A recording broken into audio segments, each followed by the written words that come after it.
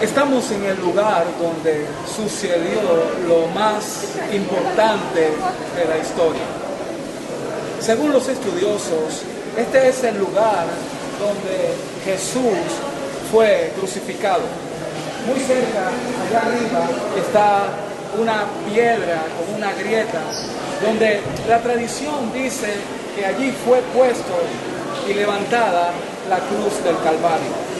Más allá se encuentra la piedra donde Jesús fue puesto después de su crucifixión.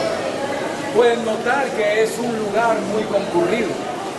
Mucha gente de todas partes del mundo vienen cada día para estar cerca de ese acontecimiento que cambió la historia. Pero, ¿quién es ese hombre llamado Jesús? ¿Qué tiene que ver Jesús, un judío que murió hace 2000 años cerca de este lugar y lejos de casa, conmigo, con usted, con nosotros? ¿Qué tiene que ver? Esa pregunta también podríamos plantearla de otra manera, pero un poco, tal vez menos entendible, pero significativa para los cristianos. ¿Qué diferencia hay entre el antiguo y el nuevo pacto?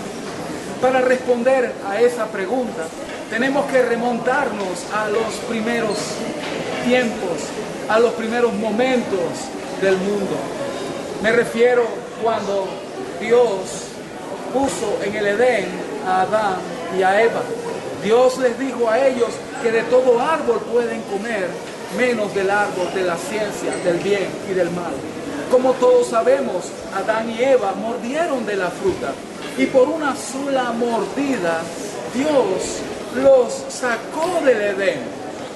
Y surge otra pregunta: ¿por qué razón por una sola mordida ellos son sacados del Edén? ¿Por qué Dios no fue tolerante con ellos? Todas estas preguntas están conectadas unas con otras. La respuesta a esta pregunta es que Dios es luz y no hay ninguna tinieblas en Él. Así lo enseña la Biblia. Dios es absolutamente santo. No hay nada de tinieblas, no hay nada de pecados en Dios.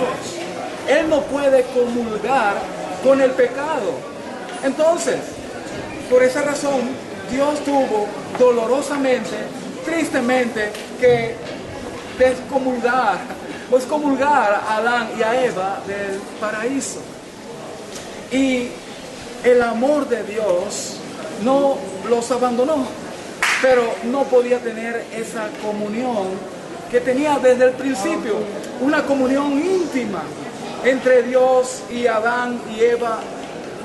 Solo había comunidad, intimidad, una comunión plena como padre e hijo, una comunión de familia.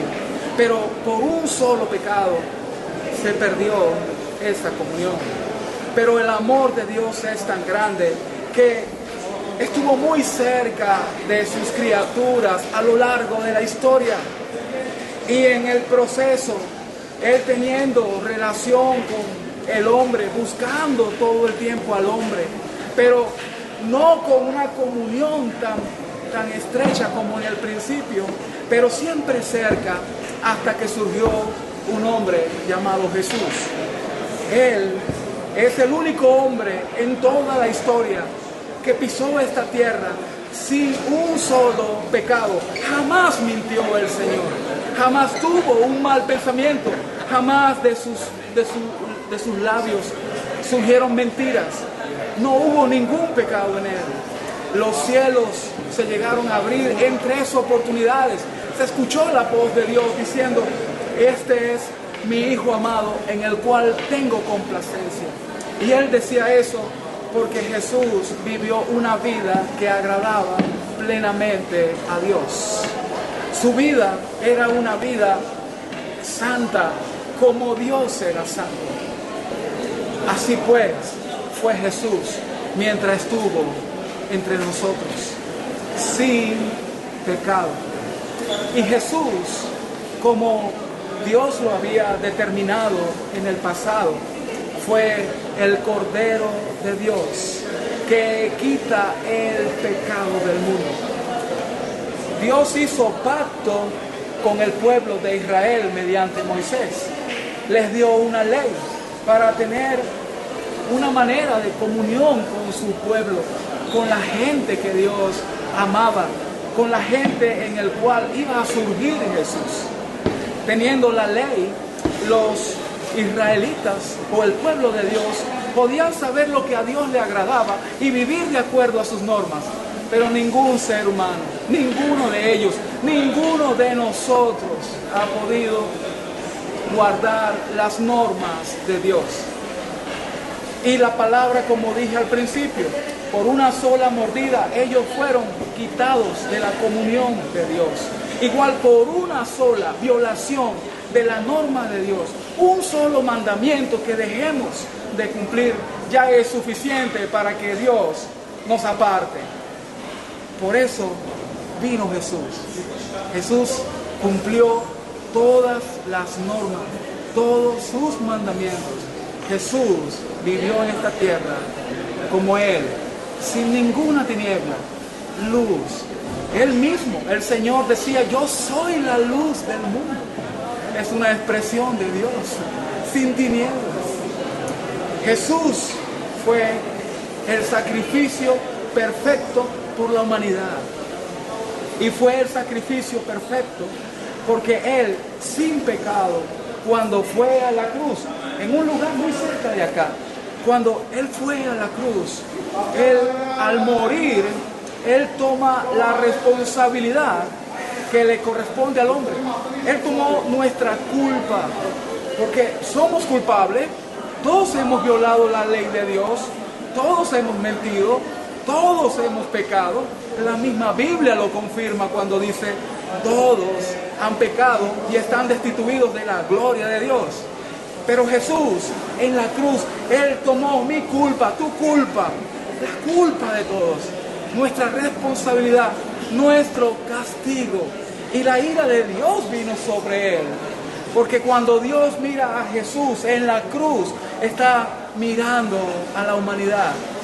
Te está mirando a ti, querido amigo que hoy me escucha. Estimado hermano que hoy estás acá presente. Estimado hermano, cuando Dios observa a Jesús en la cruz, está observándonos a nosotros. Él tomó todo eso. Él recibió todo nuestro castigo, pero no se queda allí. Toda esa justicia, toda esa santidad y toda esa vida del Señor Jesús nos es trasladada a nuestra vida.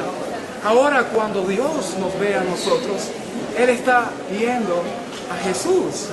La Biblia dice que nuestra vida está escondida en Cristo Jesús. Les voy a leer un texto maravilloso.